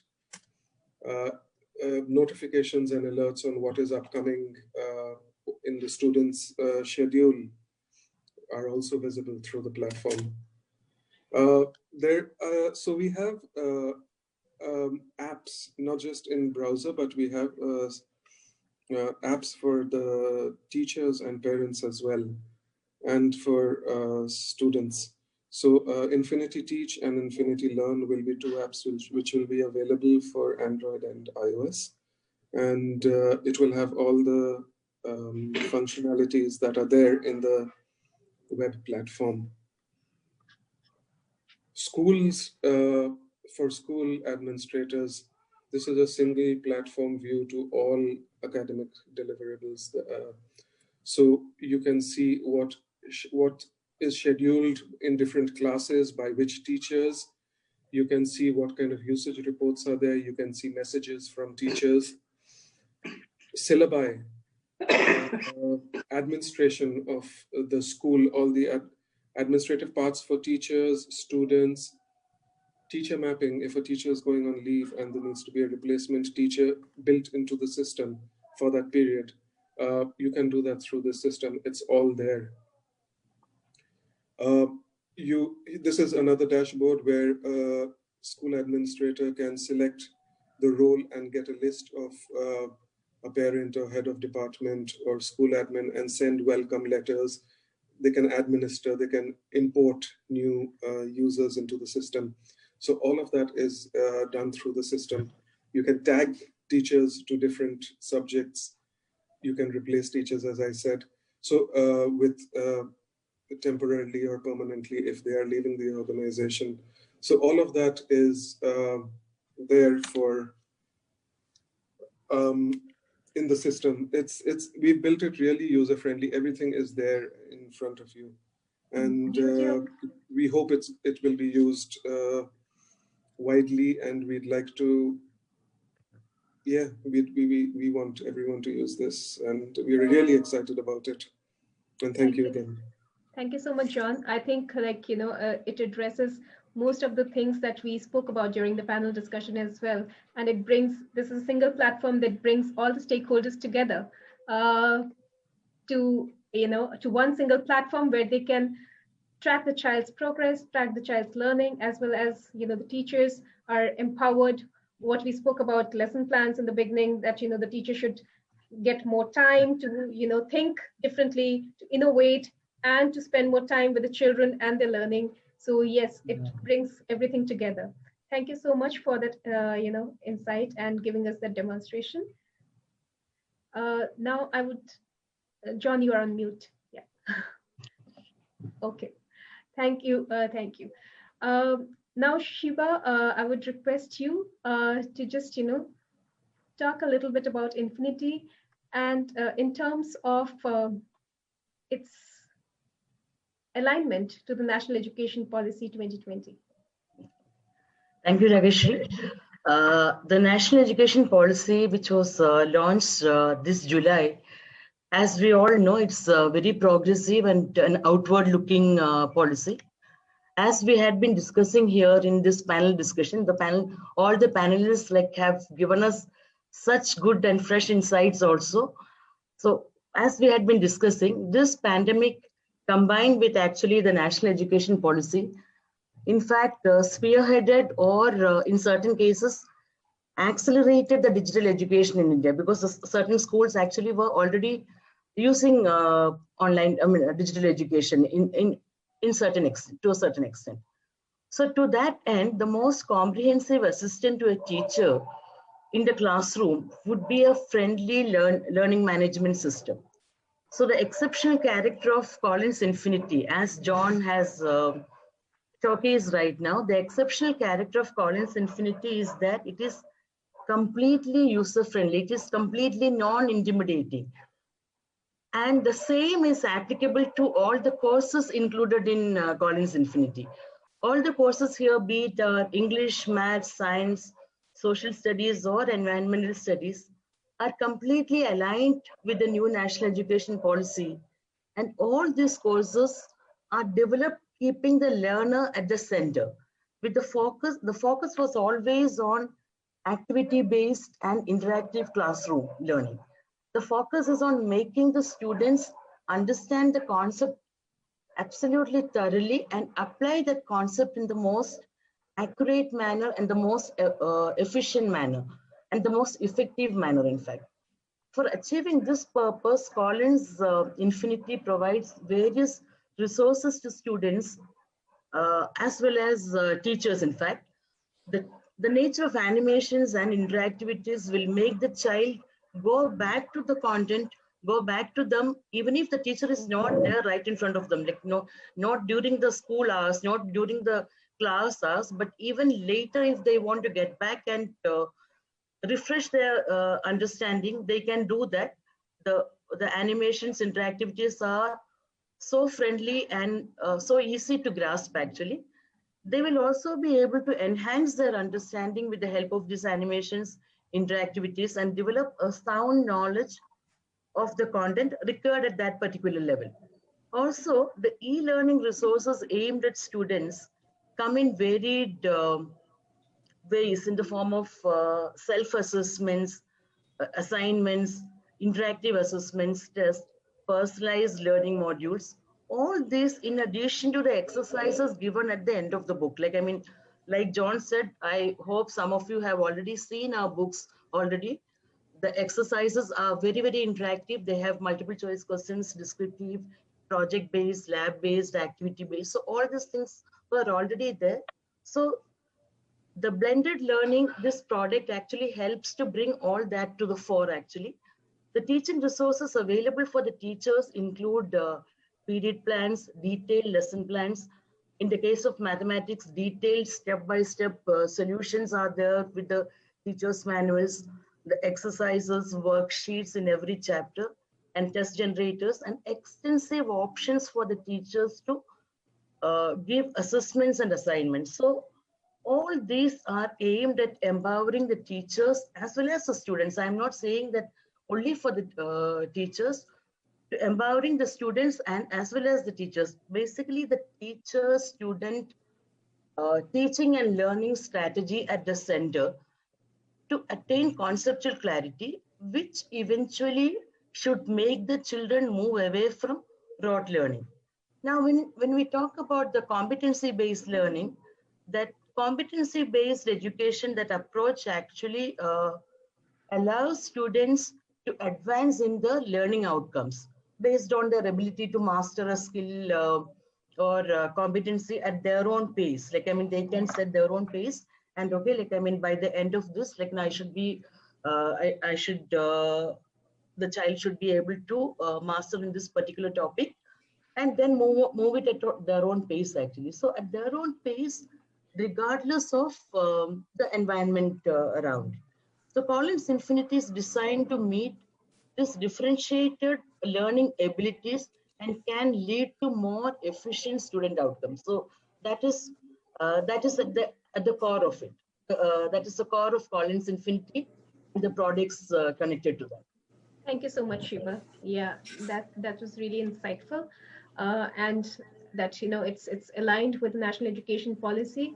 So and its principles, the principles that have been outlined in the national education policy. Thank you so much. I'm not talking about the more of the features of national education policy and our books because it would take a lot of time actually. So that is exactly. Why, And we would like the viewers here to actually go through the product and see it. Exactly. Yes. My next question and the last one for this evening would be: the assessments and timely remediation go a long way in assessing a child's understanding of concept. concepts. You have already spoken about the variety of assessments available with Collins Infinity. Yeah. So just a little bit, if you would like to elaborate on that. Most of the concepts are tested at various levels, and you see to ensure understanding and easy reinforcement of the concepts. In the exercises, we have MCQs, descriptive type questions, or as an activity or project work. Once the concepts are crystal clear to the child, so then like the assessments become actually simpler for the children. Like, I mean, because if the concept is clear, then like, they can actually do the assessments. So as and when required, the remediation also helps the child to reinforce their understanding. Like, and it is continuous. I have said that, I mean, that actually I really like that. Like, I mean, it's not, it should not be called remediation, it should be skill enrichment. So like, I mean, the different children at the different levels, at different paces, they can come back and enrich their skills even more actually. So the children's progress, whether through project-based learning or inquiry-based learning or role plays or peer group discussions, we have added that also. Like, I mean, in the book itself, we had scope for that with peer groups. Or, I mean, especially these things are to be included in the report cards nowadays. With this NEP mandate as the background, the Collins Infinity's print and digital content and activities are aimed at making learning a play-based and activity-based learning.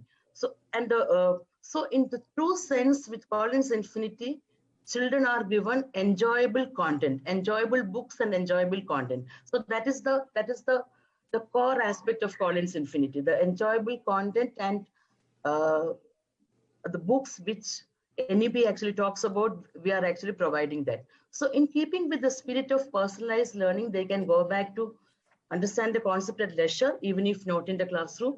They can raise their doubts with teachers later on also. The teachers thereby actually have the option of tracking the learning outcomes of each child, which John has already showcased it here. So in this context, I also must add one thing, because teachers are very, very important. Like Shoma said that there are 3 dots, teachers, students, and parents. I was thinking actually, like, I mean, there is a 4th dot, which is the author center of the triangle, which is a publisher, the content creator. So here, I must add that the online format of education will be very integral to the education system in India and the world over in the coming time. But we also have to understand this is not going to be the only mode of imparting education. That is why blended learning is very important. So the blended learning is the most important and result-oriented form of learning. It shares the best of both components. It brings to fore the competencies of the teachers as well as the learning community. So it's a learning, it's a travel together. So yeah, that is all. Thank you so much, Shiba. I think that was very beautifully put, that yeah, so everybody travels together in this journey of learning and education, and we all collaborate in this journey.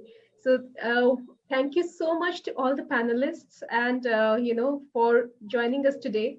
Mrs. Abha Meghe, ma'am, Mr. Bisharup Mukhopadhyay sir, Mrs. Deepika Wattal ma'am, Ms. Poonam Rampal ma'am, Ms. Pushpalata Poonan ma'am, Mrs. Shoma Mukhopadhyay ma'am.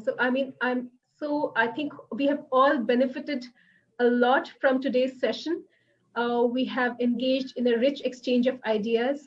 We have such rich takeaways from this session, be it in terms of the way forward, the way now, how to make our children independent learners, how to even intervene, collaborate in their learning so that it's enjoyable for them, it's meaningful for them, and how we can work together in this journey. So thank you all so much for joining us today. Thank you to all the viewers.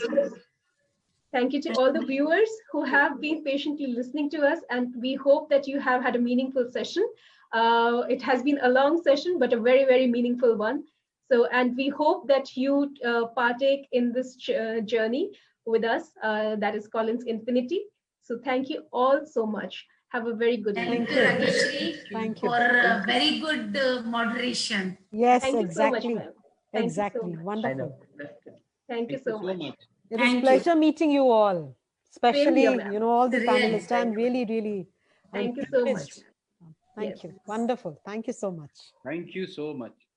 Thank you.